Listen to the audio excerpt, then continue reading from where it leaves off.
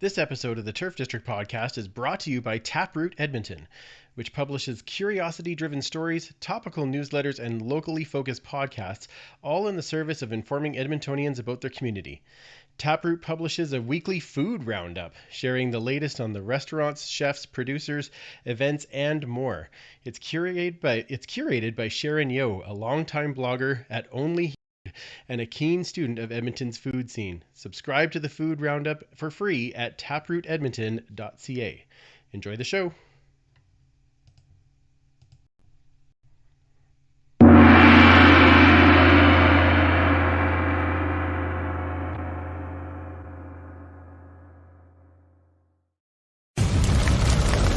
Hey fellas, we ain't gonna ever back down from nobody. I don't care who it is. This is a brotherhood. And if we stand strong together, we can't be denied. If one of us go down, we have another, and another, and another that's ready to fight. So let's hit this field and bang them, bang them, bang them. Somebody, light me up.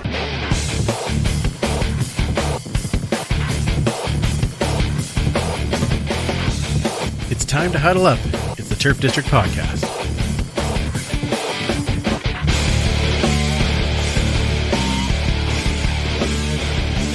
Welcome back to the Turf District, where we huddle up to talk all things Edmonton Elks and the CFL. And we are a proud member of the Alberta Podcast Network, locally grown, community supported, and we are also a part of the Canadian Football Podcast Network. Welcome in and welcome back to a week where we basically had an unplanned bye. So we're going to have some, that sounds like title of the podcast. Anyway, we're going to have a little bit of fun this evening. We're going to talk some CFL news. We're going to talk some Elks news. And of course, we're going to finally get to set up another Labor Day game. And we all know what that means, but we'll talk to him in just a moment. First, it's the one and only Super Fan Mike.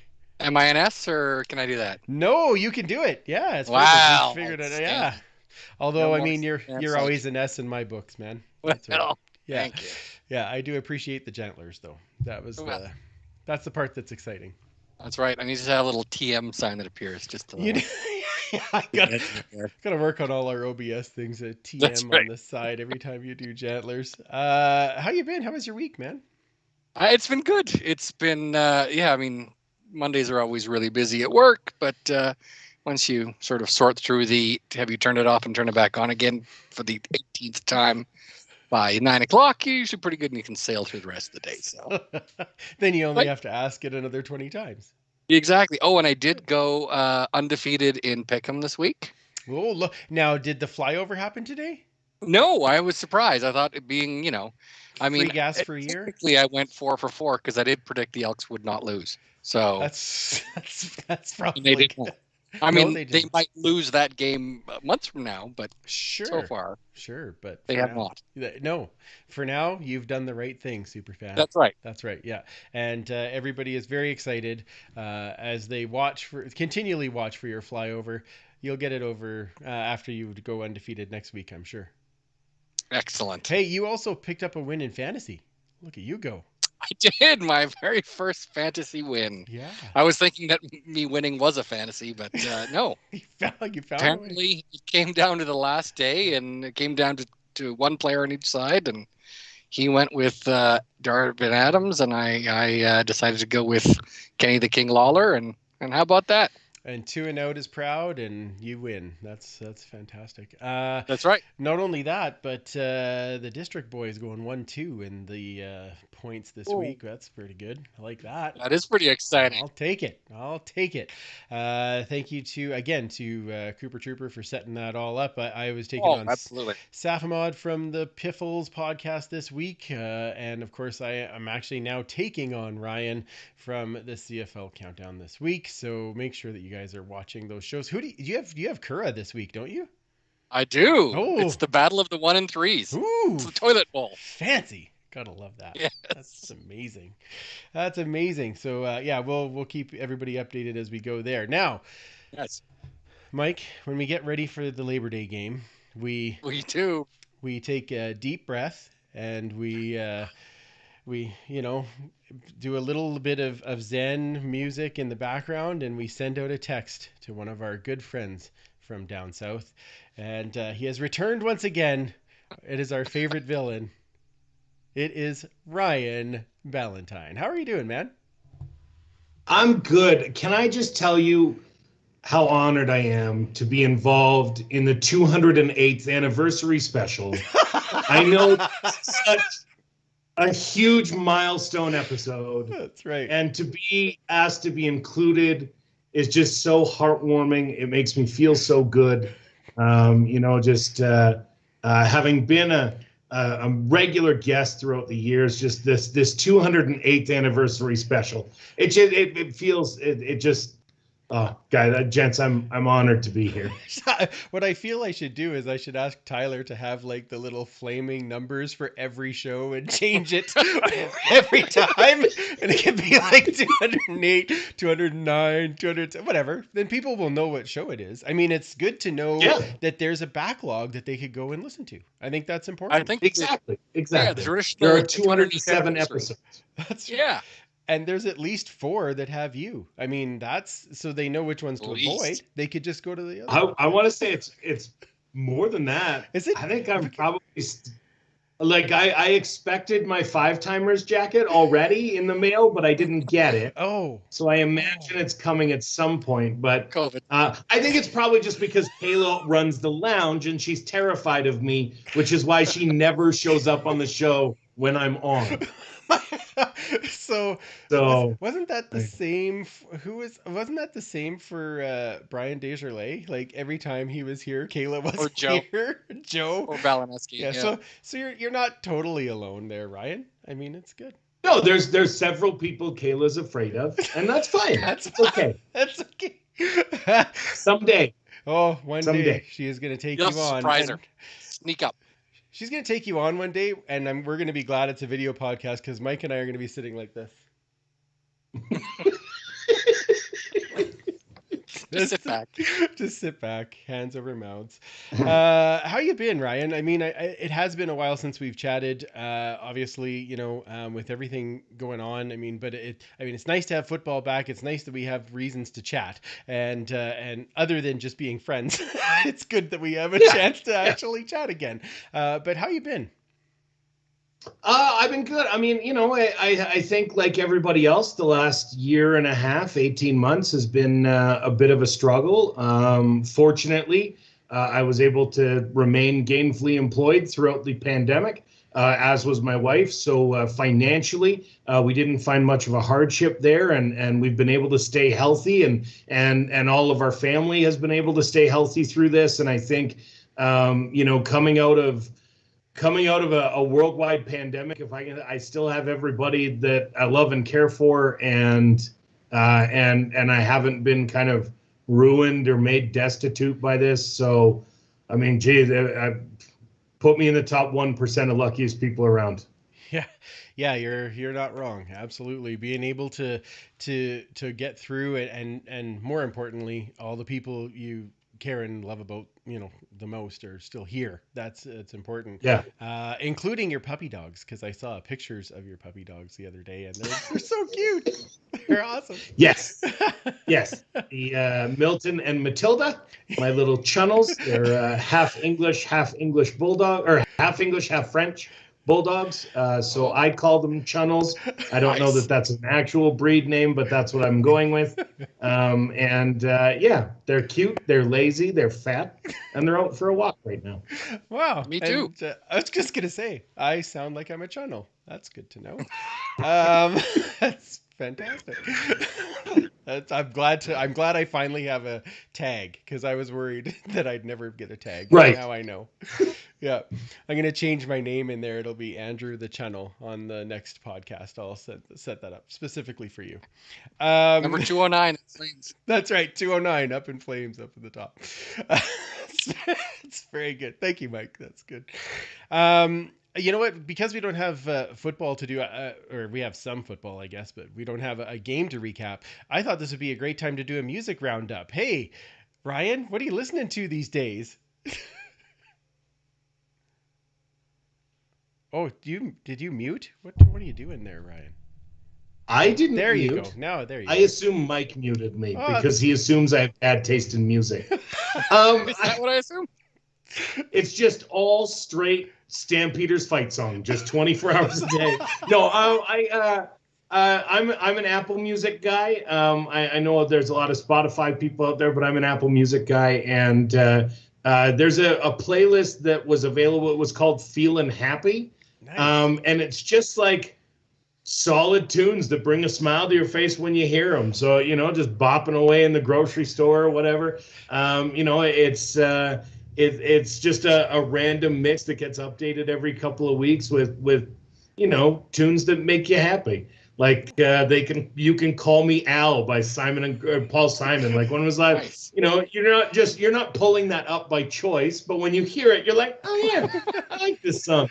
And like Living on a Prayer by Bon Jovi and stuff like that. Like just music that makes you happy inside. And that's what I check out as of late. You just scored points with Brazilian tie because you said Bon Jovi. That's good.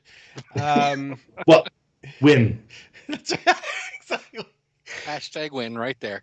Super Yeah. fan, what do you got going on these days? Most of what I've been listening to is I'll have YouTube going on in the background.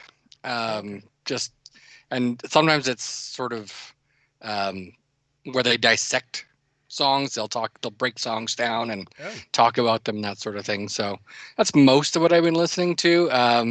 Obviously some of the same old stuff. I've been listening to a lot of sort of early 70s, what they call, I guess, hard psych, heavy psych. Ooh, heavy. Wow. Yeah. I will. I'll put a little playlist together and I'll fire it off. Ooh, so I like this. everyone can sort of listen to songs that super fan listens to, and everyone will be like, "This sucked." but Does getting high help or hinder your enjoyment of heavy psych? Well, I think you should find out. I mean, Come on. Okay, fair. I just, if it sucks the first time, I'm unlikely to waste drugs on it, I guess is what I'm saying. Yeah. Well, it's good I that don't want to have any spoilers. we've got a good bar to set right early. That's Right. fantastic. Yeah. I've been listening to this new album from a guy called Jake Bugg. I don't know if you've ever heard of him, but he's got like catchy tunes. He's like, just singer-songwriter, but I've been enjoying that. So we have to do this every now and again because we, last time we did Music Roundup, people were like, hey, that's pretty cool. So now we'll talk football because I know Ryan's biting. Well, actually, before we move on, I'm taking a small break from them, but if you haven't listened to The Beards, they are an Australian rock band slash folk band slash punk band slash rap group that only performs songs about beards. They have 4 albums of beard songs. So if, like Mike and like kind of Andrew and myself, you're a beard aficionado, I encourage you to listen to The Beards. And you'll be sad to find out that they broke up and they played the Fringe about 5 years ago, and you're 5 years too late from seeing them live.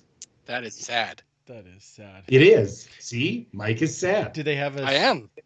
I need your happy playlist now. Nice callback. I'll send it to you. That's fun. Do they have a song called "You Could Call Me Beard"? Because that would like blend the best of both worlds.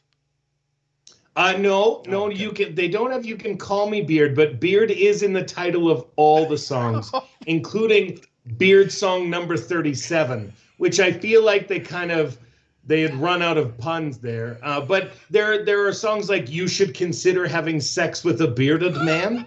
There are songs like there are songs. There's one that's really like devastating, like a talk about a relationship that's gone sour and everything else, and then the chorus is just them singing the word beard over and over again. It's Johan Beardraven, the lead singer and saxophonist, is a spectacular musician. I can't recommend them enough. Give them a listen and enjoy. It's on my list for this week, right after the happy list. That's fantastic. All right, well let's talk about the news at hand.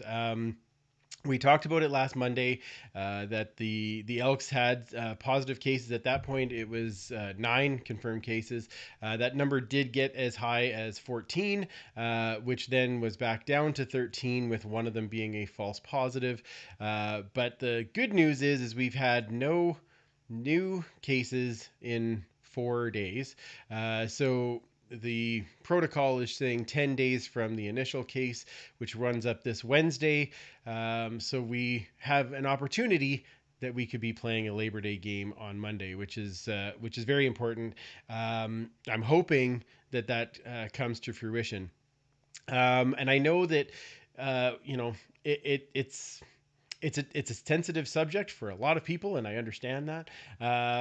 But I think the main part that I know that we were saying last week that I kind of want to reiterate is that I'm glad the guys that were positive are okay, and that the main report that's coming out of it is that they've had minimal and some no symptoms, and that part is great. But I think it just kind of hammers home to me that this isn't gone away yet, and we need to be doing the right things. And along with that news, lots of teams, and now including ours, is going ahead with having the COVID, the vaccine passport, basically, to get into games. So all 9 teams. All 9 teams are now. Yes, absolutely. Yeah. So Ryan, I know you that was a thing that came both for the Flames and the Stamps down in Calgary, and I assume that you're in full agreement based on your Twitter. Yeah, I can't. I mean, this is. I don't understand anybody that doesn't have the shot at this point. I just don't, unless a doctor has physically told you don't do this. Which I can accept, of course. Yes. There are going to be people that cannot get the shot. Those are the people that we need to protect.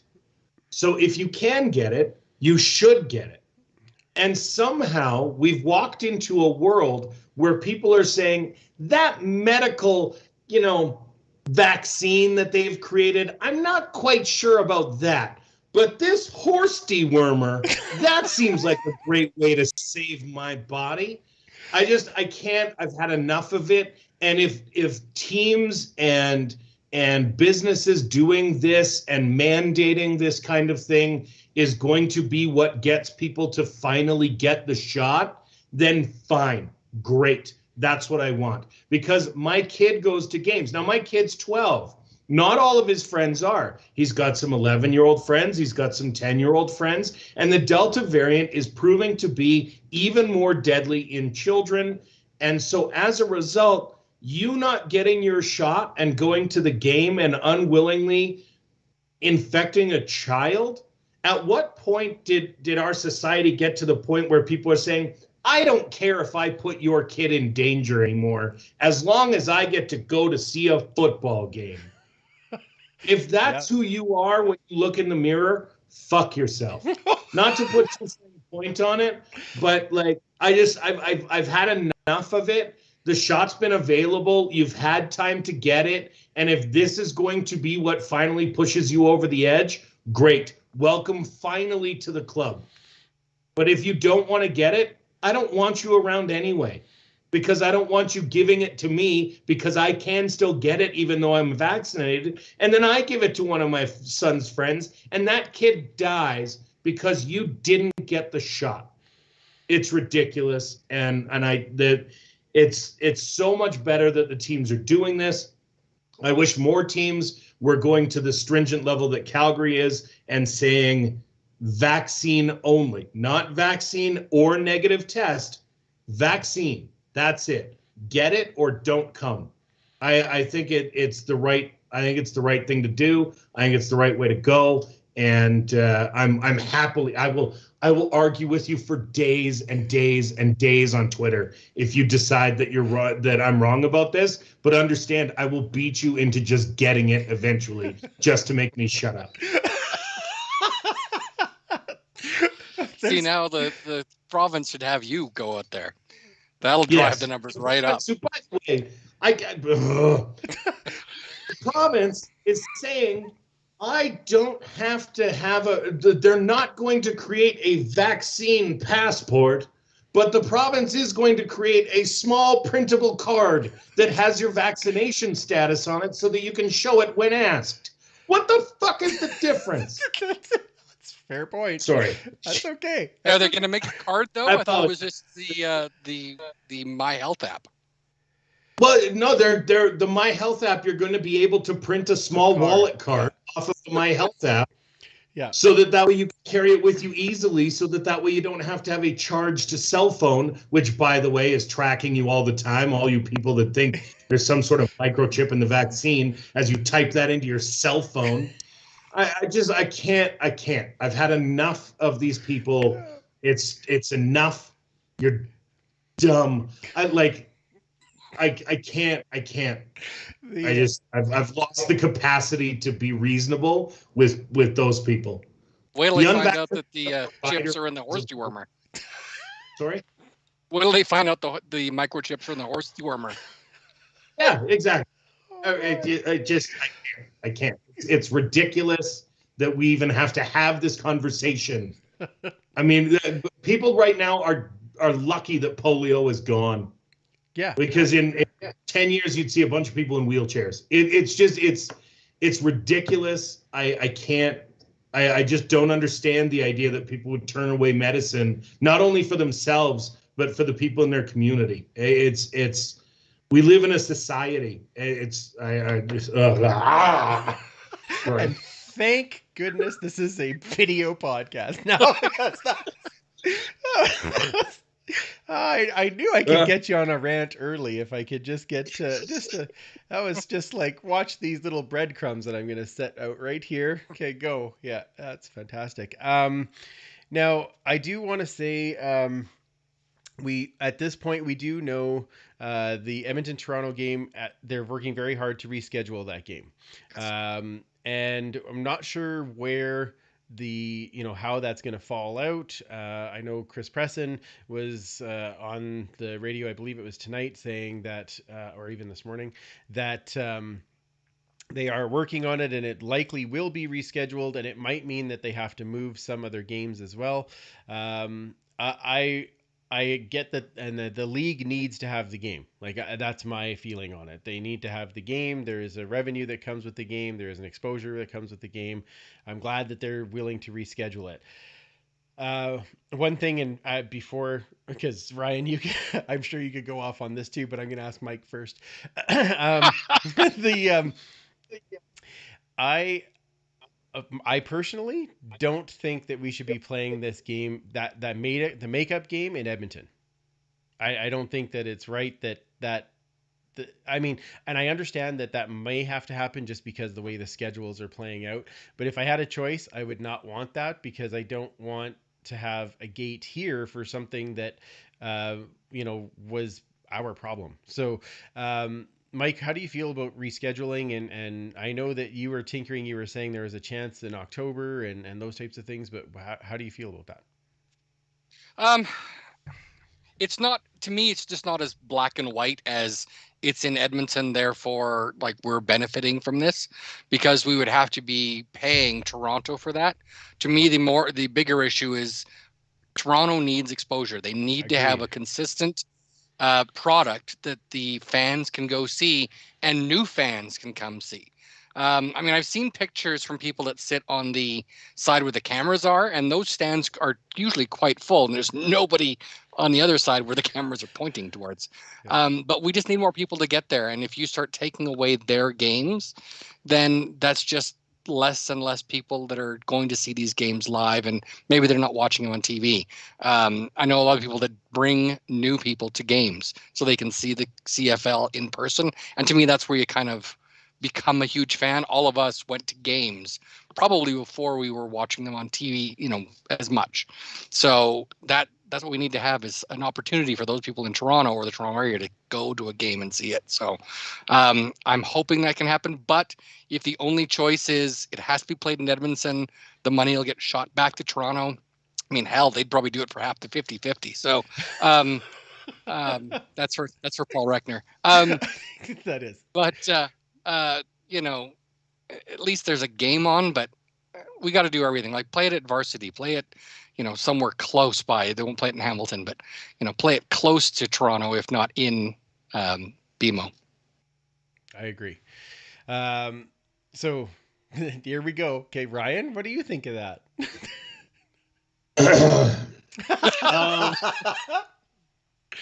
Yep. First and foremost, I think that it should have just been a forfeit. I think that if you forfeit the game rather than rescheduling the game, it sends a very clear message to the players that this is what will happen. You will lose a game check if this happens. And I think beyond the standings, beyond the rivalry, beyond everything else from a 14-game season, I think suspending and canceling the game sends that message that doesn't get sent by rescheduling it. As far as rescheduling the game to play in Edmonton, it's not the financial benefit of the game that concerns me from a competitive standpoint.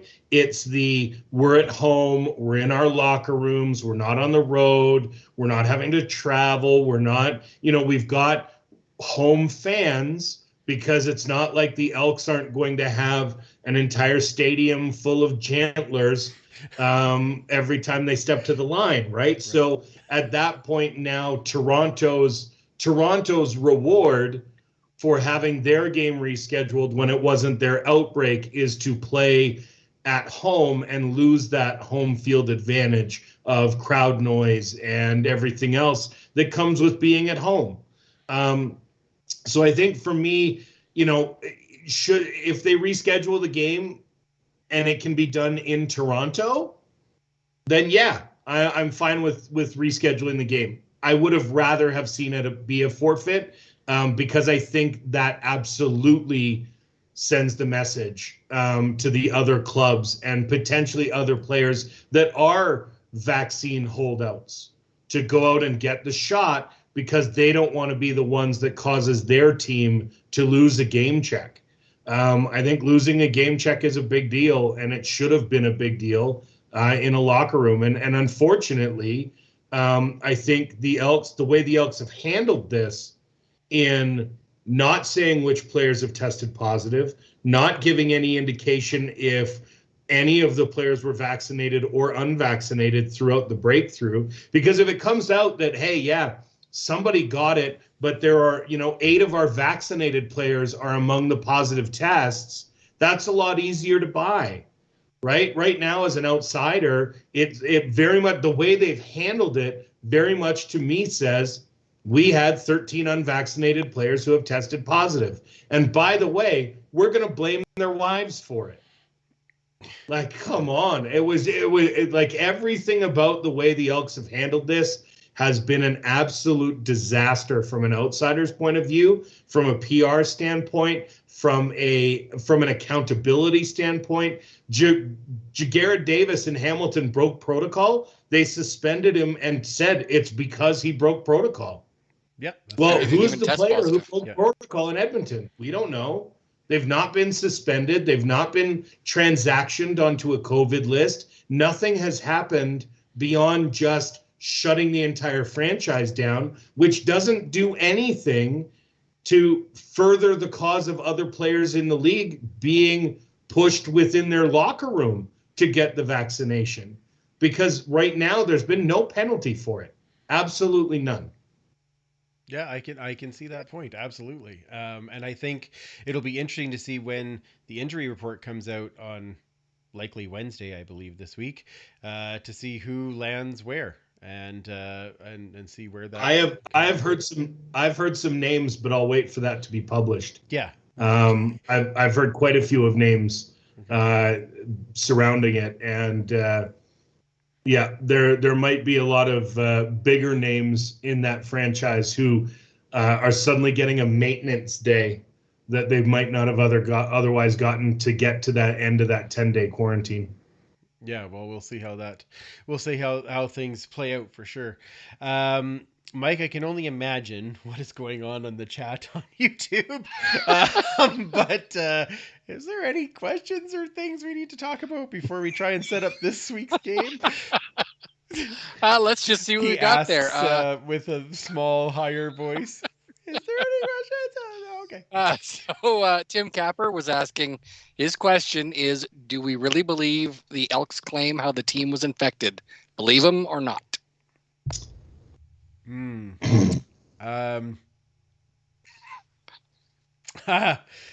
just here so I won't get fined. Thank you. Thank you, Ryan. I appreciate that. That's a great line. Next. Tyler does say that having the 209, 210 is doable. Oh, wonderful. That's good. Okay.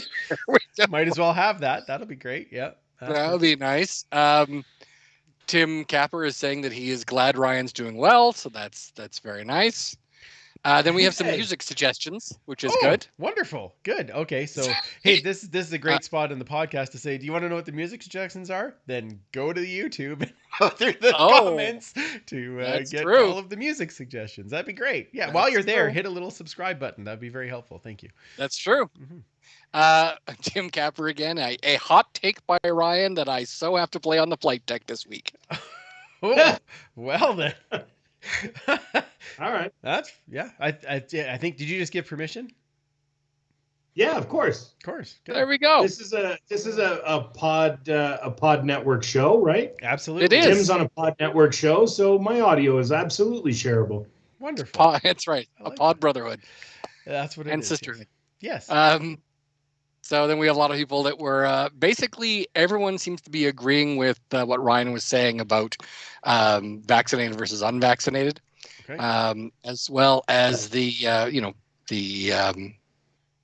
taking away my freedoms. Says Tim Capper, as I buckle my seatbelt and follow the speed limit and wear shoes and shirts so I can have service at the grocery store. Right. Yes. I'm not going to argue that at all. Yeah. And then, and then the last up, Jerry Cooper agrees with Ryan on the forfeit for the same reasons he stated. Tim agrees as well. And then Tim adds that COVID transparency has been a joke in the CFL versus the NFL. Interesting. I guess, yeah, that having watched what I did last year, it was pretty upfront on what was going on in the NFL for sure. Right. Yeah, and this has been different. And I mean, you're right, Ryan, in the fact that maybe you set the example and that's what happens. The one thing I know, Mike, you and I were talking about this week is if there was going to be game checks not going across, that the PA would not be very happy with that. They probably grieve that pretty quickly. More than likely, yeah. And so one of the I things think they agreed to it though, didn't they? No, they've said that they have. I thought that was in the COVID agreement, was that if a team had an outbreak that caused a game to be forfeit and their team was below the 85% threshold of tier 1 personnel, then they would forfeit a game check. That was pretty public at the beginning of this conversation. Has that changed? From what I remember, Brian Ramsey and Solomon and Liming have said no, that it's not the case. That they haven't said that they said the rule was out, but that the rule was out from the CFL, but it wasn't agreed upon by the PA. That was my last understanding. So now here's the article. I did think of another if it came to the fact where you needed to have a forfeit, what if you did like a 50-0 forfeit? At least then you're not only are you going to be down in the standings, but you're also going to be down in any of your offensive stats. Records are going to be down, your defensive, your tiebreakers, like all of those things are so then it's a much higher chance that you're not going to be making the playoffs. And I wonder if that is something that, it's a slight variant on it, but and at least there is another penalty. What do you think of that? Sorry, let me clarify. If they couldn't do the game check side of things, that's what I'm getting at. Yeah, I mean, I think if you're there and you've got 1-0, 50-0. I mean, the idea of points for and against coming into a tiebreaker are so little. I think I'm not sure where in the tiebreaker scheme that is. I'm sure Mike already knows what step it is. But the for and against tiebreaker, I mean, yeah, does it matter if you forfeit and you lose 1-0 or 50-0, as long as, like, at the end of the day, it's a loss on your record, and it's probably not going to affect your tiebreakers too much when you're talking about for and against and common opponents and anything else like that. I think the last time that really came into play might have been 2010, when all the teams were 10-8 at the top of the West and all had kind of equivalent records against one another. And the perfect storm that would need to happen for that to come into play, I think is not going to happen, is not likely enough to happen for that to come into fruition. I mean, same thing for the team that is getting the win, right? They're only getting 1.4. Right. So should you be rewarding that team with such an astronomical points for, when the average points per game in the CFL this season have been about 21, 22? Yeah. Is it, giving them 50? Well, now you've given them 2.5 games worth of points, right? So I think 1-0 is still the right choice. Plus it'll go down historically, as you'll always be able to point to that game and say, yep, that was the COVID forfeit because it was a 1-0 game. Yeah. What's funny is this is the second scoregami too, wouldn't it? What's that? It would have to be. What? Are you not aware of scoregami? I am not aware of scoregami. Nope. No. Oh, I feel so. You know that moment when like something happens to you and there's something just so amazing that you need to share it with people, and they're like, this is an audience that will love this to death. Okay. So Scoregami is a Twitter account that covers the NFL, not so much the CFL, but they cover the NFL. And they track scores that have never happened before. Okay. So if the score of a game like 39-28 has never happened before, they say it's a Scoregami. This is the first game in NFL history that's ever ended with this score. It's a Twitter account I follow. It's Scoregami, and they update the likelihood of Scoregami in games throughout the Sunday games. So it's such a weird little thing, and such a specific thing, I think, to football because of the way the games are scored. That 1-0, I think, would probably have to be a Scoregami for the CFL. Mike? Oh, it's got to be. Okay. I remember researching like the old pre-war World War II games, and I remember Calgary. I think they were the Altoma Tigers back then. Beat Edmonton 4-0. They got a rouge in every quarter. That was it. That's Moretti's favorite game. Yeah, exactly. Mm-hmm. Edmonton did lose to Calgary 1-0 in 1932, but again, that's sort of pre-CFL. No, but that's pre-CFL. It isn't a score. Right. You were so sad that it wasn't a Scoregami. It's like such sad face from Ryan. It's not a. You should reach out to them and see if they want to sponsor your podcast. Hey, there it is. But I think they're just a straight Twitter account. There's nothing behind it. It's hilarious. A guy that does it, but he's got he keeps track, and you'll normally see like 1 or 2 a season of a score that's never happened before. And now that the NFL has become 4-down CFL football, where they just throw the ball all the time, I think it's more likely to happen now than ever, because teams are scoring now more than ever. Because they have 4 whole downs to get 10 yards. That's very true. And only 100 yards for the field. Come on, right. It's easy. They barely have to move. It's so narrow. I don't even know how they call that football. Oh my, that's fantastic. Superfan, I hear you have a hoard item for us tonight before we talk about setting up this game for next week. So what do you have for us? Wait. Stop before you do this. Oh. As I don't watch this show all that often, I need to make sure, is this an item he's adding to his collection, or is this an item that a lady of the night has touched? Could be both. You don't know. That was it. Let's find out. That's excellent. That's title of the podcast right there. Perfect. Yeah. So when Paul was on, he had shown off something of his from his collection. So I'm going to show something that's very similar from the same source. Ooh. Oh, that's a heavy one. Oh, and that fantastic. Was created by James Franklin. And that was made for me. That was a gift. Absolutely incredible. He did sign on the back, and he wasn't sure whether to put number 14 or number 2. So he put both. He just had to spend, and he put both. But yeah, just an absolutely gorgeous sign. It's super heavy. It's all solid wood, but it's just fantastic, and it is going to have a wonderful place in my collection here somewhere. So. Oh, that's amazing. That is amazing. When did that actually arrive for you? That arrived about a month ago. Oh, awesome. I want to say. And it, came direct from him. So I now have his home address. So that's kind of nice. Well, it's probably a good thing you're in Spruce Grove and I'm way over here. Yeah. That's probably true. Yeah. Yeah. One day he'll send me something. It's fine. That's really nice. Like all except that big thing in the middle. Oh, like I like right here? I like the wood. Like this little white part right there. No? I like the wood. The color of the wood is very nice.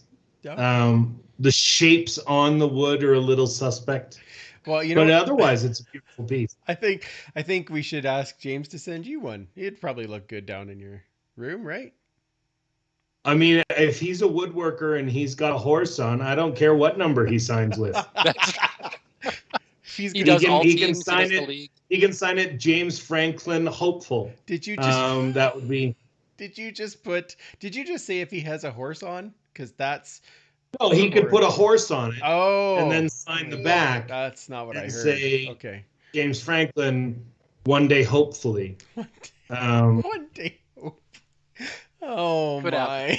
Because as we have learned, no matter how long once always is, your players want to be Stampeders. And so this is a Calvin McCarty reference. Is that what you're doing?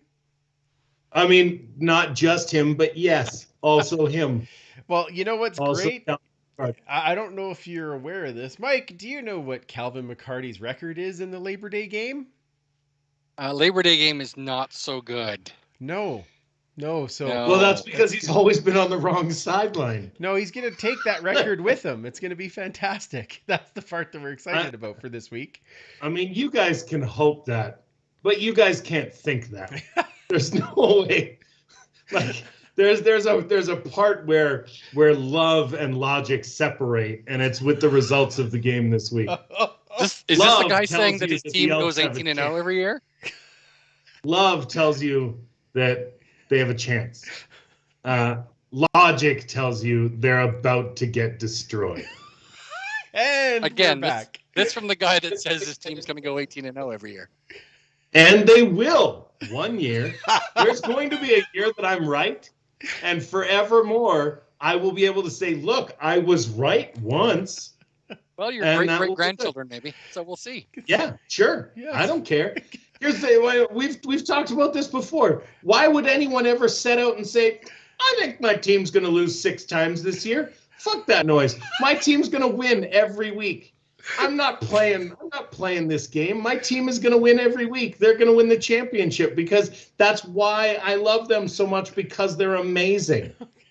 That's what I want to see. I want to see them win every week. I don't want to rationally decide that they're going to lose 5 games. No one wants that. Why put that in the air? Why ever say to your team, "I think you're only good enough to win most weeks"? I think you're good enough to win every week. Let's go. That's what fans do. You don't show up at the stadium and go, "Not today, fellas." You show up at the stadium with your jantlers and your Jello shots and your delicious booze cupcakes, and you say, "I'm gonna win the game this week," and there's nothing wrong with that. So why would you ever suggest anything else at the beginning of the season when you're only making a liar out of yourself every week when you show up or turn on the TV? Yes, I guess you know what? That's almost a valid argument. I like it. It got Josh Smith this year. It got Josh Smith. We're getting closer. We're getting The Podski guys predicted an undefeated season this year. Soon it will be all the network shows. They'll just go, "Look, we're going 18-0 this year," because Ryan's right. I'm not ever going to suggest my team should lose a game. I'm going to tell you why they're going to win every single week. That's what you do on this show. That is what we do every on this week. show. You go, "This is how we're going to win the game." Right. That's right. As Most long as weeks you you're win the wrong. last But one. How has it felt over the first 4 weeks feeling that wrongness? Because it is different, like for you. I get it. Like it's I'm not worried.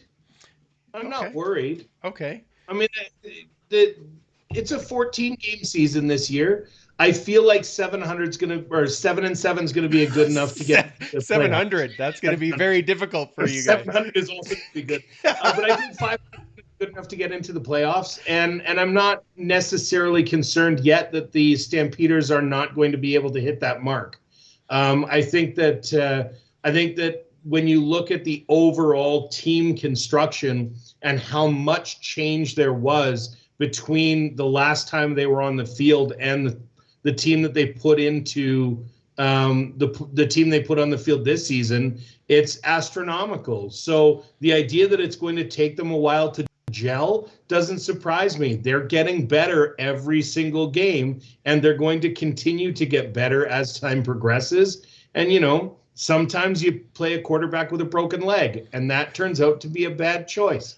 Other times that guy comes back, and how many teams have we seen get hot in November and go on to win a Grey Cup? That's when you need to be good. You don't need to be good now.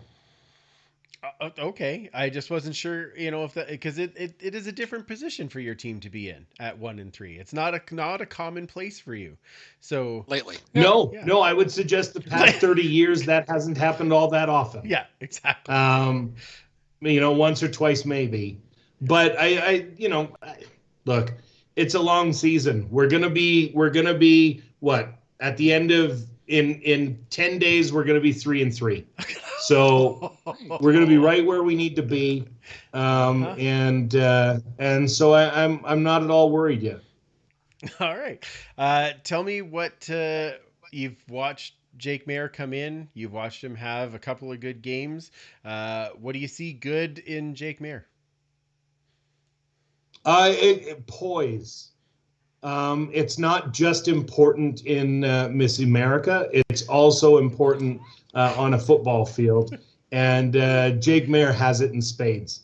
The guy comes out. He stood in the face of a terrifying Winnipeg defensive line, stood in, made the throws, 17 straight completions to get the job done, and move his team down the field. I think the Stampeders are a bad roughing the passer call last night away from winning that game.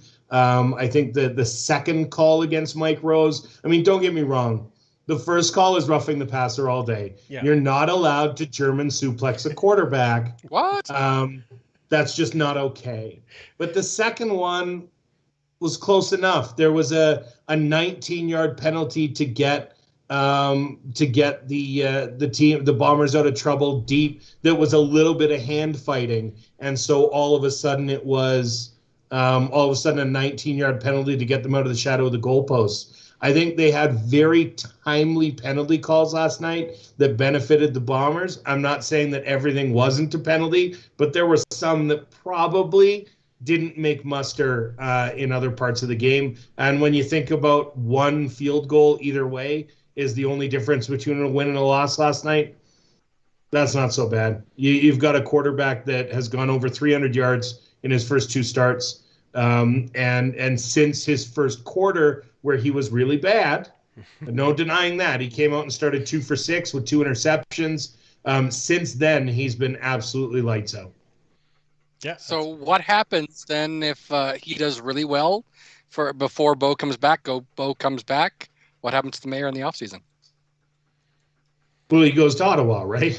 Of course he does. Of course he does. Of course he does. Yeah. But does he stay in Ottawa? What happens? See, what happens here in Calgary is that John Hufnagel collects players, and he makes them into stars, and then other teams go, "Oh, wouldn't it? Could you just spare a starting quarterback, please? Okay, you can have another starting quarterback. Could you just give us an entire receiving core, please? All right, you know what, Pinball? You can have an entire starting receiving core as well. Well, there's a couple defensive ends that we really like. Could you pass those around too? Sure. You know what? Have a couple defensive ends. The list of players that started in Calgary and are on other teams right now in the CFL is astronomical. Let alone, I mean, Toronto West or Calgary West. Calgary East. Calgary East. There you are. Out my direction. Hold on. Just need some go juice. There we are. Calgary East currently has 8 former Stampeders starting. Not 8 on the roster. They have 8 starters that were Stampeder players first. There's just so much. It's so the charity of the Calgary Stampeders is unmatched in the CFL. Charity. That's an interesting way to put that. Yeah, charity. Okay. We bring all these players up, we show you how good they are, and then you get them. Okay. It's like if Santa Claus taught you how to use your Xbox before he went back up the chimney. Well, it's a good thing you're red and white. That's right, because that's what you are as Santa. Yeah. I mean, it bursts out every facial pore. The CFL Santa. That's wonderful. Yeah, exactly. Yes. Exactly. It's John Hufnagel is pretty much Santa Claus. After Grey Cup, all the general managers get together for their meetings, and John sits in a chair, and all of them come and sit on his lap, and they say, "Oh, John, if we could just please, could you just send us a D-end? Could you not sign a D-end this year and let him come out to us?" And John goes, "Well, have you been a good boy?" And they say, "We're still under the SMS system, we swear."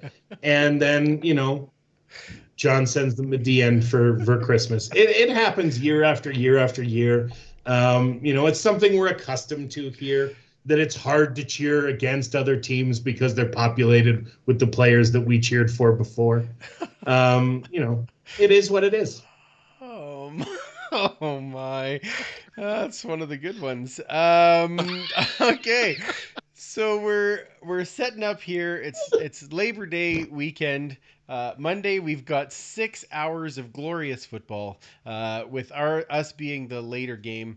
I'm assuming that you guys are still doing the tailgates and things at the games, or where are you Yeah, at of for course. that? Yeah, Of course. okay. Yeah, we're down there. We're tailgating. Sheldon's got his burgers all fired up and he's ready to go. And any Elks fan that wants to make the drive, do you want a skunk? No, What that's my happened there? dog. That's my dog. Oh, okay. Come here, puppy. That's Wilson. Oh, You could just see his tail. It's- That's it. But it is Wilson. yeah, it just looked like a skunk's tail went by in the Yeah, I know. background. Like, He's got a Bernese. He's got that Bernese. I know painted your tail. team stinks, but really. Oh. But Oh my! I didn't insult your dogs. Come on now. no, that's true. That's true. Yeah. I don't insult your dog. I insulted the imaginary skunk that I thought your dog was. Oh, Totally is that what it different was? Oh, is that what it was? Okay, perfect. Yeah, but yeah, we're up and running with the tailgate. We have a good time. Anybody's welcome, of course. Come on down, and we got the grill fired up, and it's always a good time meeting and hanging out with people. Absolutely. Now, Mike, what do you think our team is going to do on Monday in the midst of Win. all of this? I like that. It's perfect. Yeah, I There knew. we go. There it is. Yeah. What do they have to do to get to that win, do you think? Well, I think that they definitely need to. Same thing I say every week. They just need to make sure that the team is going to be a little more one-dimensional. Stop the run game as much as possible. Keep the quarterback in the pocket and throwing, and let's see if our defensive backs are as good as we think they are. Yep, that's a good challenge. Fielding a team would be a great start. That was actually what I was just gonna say. We'll have to know who's actually going to be allowed to play, which we won't find out for another couple of days. So that could make a big difference. How many of those people on the O line are actually going to be playing? Or the D line, or the linebackers, or the receiver. We don't know. We have no idea. So, yeah, it'll be interesting, and if we actually can fill out an entire roster or not. Or 36. 36. You need 36. 36 is all we need. Yeah, so it'll be. Well, there's always the CFL practice roster. You can draw from the CFL practice roster as well. And the 17 players on our rosters, our practice roster. Yeah. So. Yeah. So we will have, we will field a team. We will see how that goes. I think it's going to be interesting to see, just as we get to the late in the week, what guys are out there, and if those guys are getting the time to actually gel, and how is that going to work. So with all of the, like you said, Ryan, with everything kind of up in the air and we don't really know who's where, it makes it really hard to kind of predict this game and kind of see where things are going to go. So let's predict other games, shall we? Yes. Well, I can predict this game. Well, yeah, but we don't. 85. No, we Elks don't. 2. No, we don't do that, because you're on our show. When I'm on your show. Oh, right. You stole my shtick. Yeah, exactly. And I did ask first, just so that you know. I did ask you first. I know, of course Okay, you did. Okay, good. Yeah, okay. I guess then you took it. Is that better than saying you stole it? Yeah, that's better. Yeah. You appropriate. Yeah, I asked nicely, and then I said, "This Yeah, is a good deal." I'm not suggesting that it was anything nefarious. Oh, well, that's what stole would infer, is that I was like stealing something. But I mean, I guess. I don't have to. He was inspired by. There we are. Yeah, sure. See, there you go. Sure. Yeah. Thank you, Mike. Let's talk about As long as you give me credit every week. I mostly, yeah. Okay, first game is Friday night. Montreal is in Ottawa. Ryan, who do you have in this game? Is there? Come on. Is there Ottawa? Like, I understand that you have to pretend that Ottawa's a good team because they beat you, but Ottawa's not a good team. No, they aren't. They are a terrible football club, and at some point, it's going to run out for Marcel in Ottawa. Like, they're going to realize it. They're going to realize that, a fluke Grey Cup win on Henry Burris's best day ever doesn't mean that Marcel can put a team together. It's got to be over soon, and they're absolute garbage. And, all I know is that I imagine that Jake Maier's watching that game intently to see who he's going to throw the ball to next year. So you're picking Ottawa then? I will not be picking the Red Blacks for any reason, I don't think, the rest of the season. I think they're an absolute trash panda of a franchise. Hey, trash pandas are cute. What the hell? No, I'm kidding. I'm looking forward to when you're on Mouchoir. What did you say, Mike? I'm looking forward to when he's guesting on Mouchoir. Yes, that'll be great. Oh, I thought you said they should take their team to the abattoir. That's wow, big words. Right? Super fan. Who do you have in this game? Yeah, I'm going to have Montreal taking this one for sure. Yeah, that team's got some issues. Yeah. And I think that we'll see a bounce back from stand back. So, yeah, possibly. That's a little fantasy. Good for him, because he didn't do anything for me this week when Sure I picked did him. not. $7,000 waste of money for fantasy teams. But yeah, I mean, Montreal's going to win. I don't know though. I gotta say, this sounds funny, but it might be a closer game than we think, because Vernon Adams can't seem to throw to a check down. He's got to throw downfield all the time into triple coverage, and I don't know why he keeps choosing that. But I mean, it worked. And so many drops too. Yeah, his receivers, even the open receivers, are dropping the ball. And Ottawa's defense is good. Yes, but you can't win in this league. You can't win 10-7 in the CFL. It's just not going to happen. So as good as Ottawa's defense is, the only reason they beat you is a defensive touchdown. Yeah, that's it. That's the only reason they beat you. And they're not, if they don't score a defensive touchdown, they're not going to win, because they're not scoring an offensive touchdown unless Lewis Ward picks it up and runs it in himself. Which could happen. We'd all like to see. Because he's the only guy that scores points for that team. That would be amazing. Could you imagine to watch that? That'd be great. All right, next game. Winnipeg versus Saskatchewan in the Sunday game of the Labor Day weekend. It's not a Labor Day game, but it's a classic. Yeah. Sure. Winnipeg versus Saskatchewan. Super fan. Who do you got? Oh, the pre-banjo bowl. The pre-banjo bowl. Is that so? Is that like the harmonica bowl? Is that what comes before the pre-banjo? Okay. Whatever's the most annoying. I don't know. Yeah. Our accordion bowl. Isn't it getting lost in the woods that comes before the banjo? Getting lost. I remember that movie correctly. Getting lost in the woods game. Perfect. Yes. Oh, fantastic. What was the question? Oh, right. Who's going to win the game? I don't know. I think that they're going to split the two games between this and the Banjo Bowl, and I'm just going to go with the home team and say Saskatchewan wins this and Winnipeg wins next week. All right. Well, I already know. I'm pretty sure I know how Ryan's going to pick this one because of some previous rules that he has in place in his life. So I am going to say that the Saskatchewan, the rectangle, does find a way to win at home, because Ryan is going to say. I think Winnipeg wins. There you go.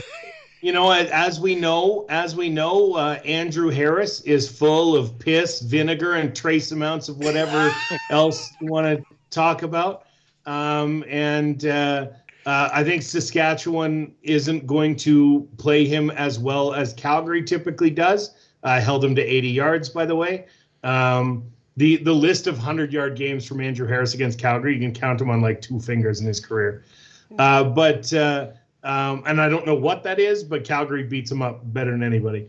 But I think the Bombers come in and ruin the day for Saskatchewan, if only because Saskatchewan was the second last or last, which one came first this morning, team to put in a COVID protocol. There would be I think one of them was 9:59, one of them was 10. Mm-hmm.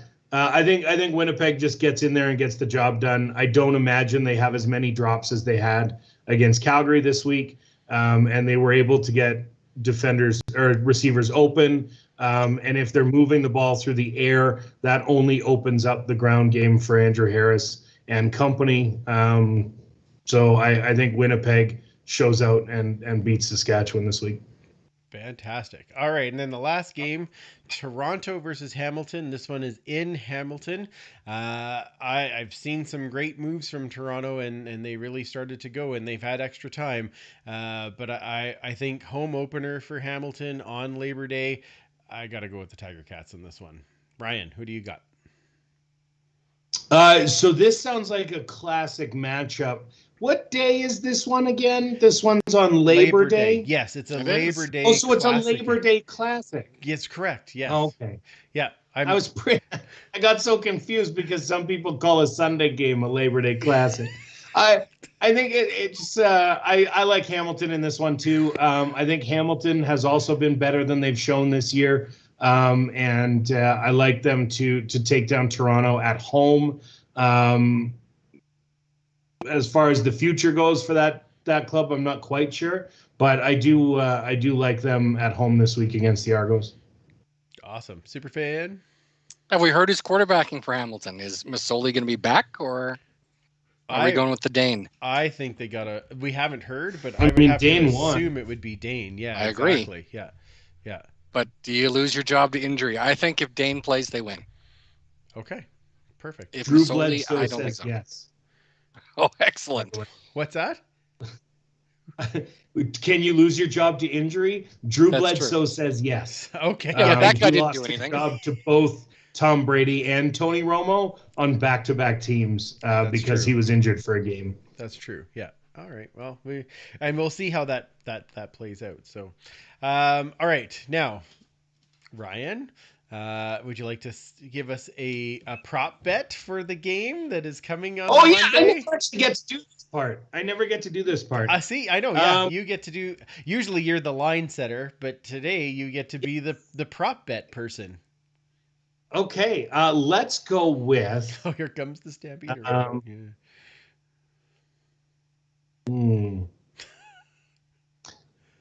Let's go with total players on the Elks roster. Total players on the Elks roster. Yeah. Okay. No. I have a line for it. I'm ready when you're. Yeah, you're gonna say 46. Nope. No, I was not. It'll be under. No. No, I was All right. not. Total players on the Elks roster on the Elks game day roster. All right. I'll set the line at 43.5. 43.5. So, super fan, what do you got? Oh, it'll be over. They'll have players that fill the entire roster, and it'll be 45. Ooh. All right. Ryan, are you going to play the villain here? Or?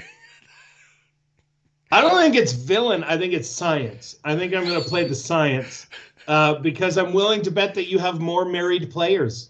And you know those wives constantly responsible for COVID outbreaks. Fuck's sake. How does that even happen today? I think I'm going to go with, I'm going to take the under. I'm going to put it at like 42, 43. I think it'll be close. But I think that they're going to have the under. All right. I wanted you to just pick the under. I'm going to pick over as well. Of course. Fill from something. Of course. Yeah, of course. Yeah. We'll find a way. I mean, I know we'll have bottos out there. We'll see. Bottles. We'll have maybe bottles. Bottles? Maybe that's what we'll have out there. Out of cans, does that count? Bottles of ivermectin. Yeah, it's got the That comes in two. Gatorade bottles. Maybe we have some of those. Oh no, the coach is in Saskatchewan now. That's not. They'll Right. stay on the sidelines now. We're good. Okay.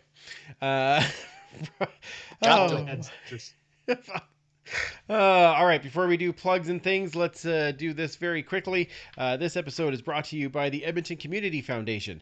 The foundation acts as a bridge between donors and charities to create a strong, vibrant community for generations to come. You can start an endowment fund yourself or with a group, and once it reaches $10,000, it can start distributing funds. Vital Signs is an annual checkup conducted by Edmonton Community Foundation in partnership with Edmonton Social Planning Council to measure how this community is doing. This year's focus is on millennials, and you can learn more at ecfoundation.org. Ryan, thank you as always for coming on and having a great time with us, chatting all things Elks and Stamps. Every year we like having you on here before the Labor Day game. Tell everybody where they find you and, of course, the amazing pod you do.